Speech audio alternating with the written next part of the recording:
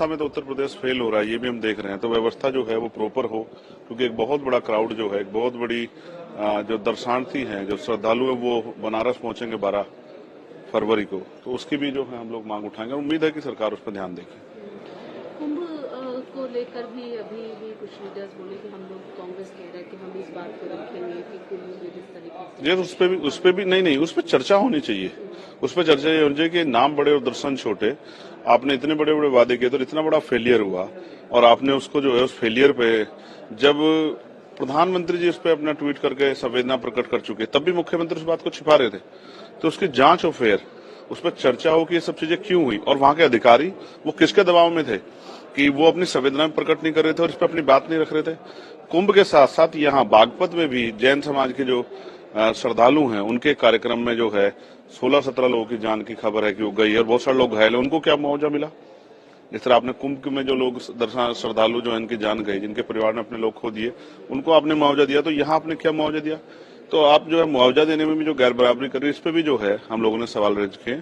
और बड़ी बात यह है कि एक वो बागेश्वर बाबा हैं, जिन्होंने ये वहीं खड़े होकर, कुंभ में खड़े होकर कहा था कि जो यहाँ नहीं आएगा मौनी अमावस्या के अवसर पे, जब यहाँ अमृत वर्षा होगी, ये जो महिमा मंडल उन्होंने किया था कि जो नहीं आएगा उस पे वो देशद्रोही होगा। और जो इतने लोग गए हैं और जिनकी जान गई है अव्यवस्था की वजह से, मैं मानता हूं कि वो इसके सबसे बड़े दोषी हैं। उन पर मुकदमा दर्ज करके उनको जेल में डालना चाहिए, क्योंकि उन्होंने लोगों से आह्वान किया था।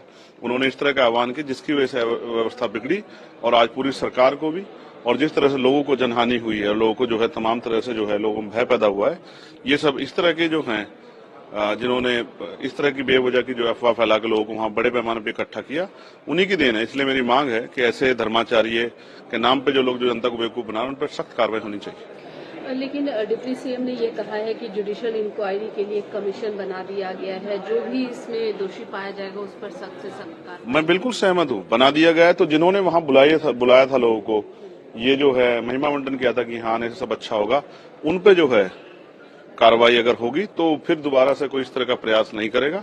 और उन सरकार के मंत्रियों को मैं उनके भाषा शैली के लिए भी खेद प्रकट करूंगा कि उनके कुछ मंत्री कह रहे हैं कि ये छोटी मोटी घटना है। छोटी मोटी घटना नहीं है, बहुत लोगों की जान गई है और एक बहुत बड़ा जो है भय पैदा हुआ है। छोटी मोटी घटना नहीं। सरकार जो है, सरकार के मंत्री अपने शब्दों में संयम रखें।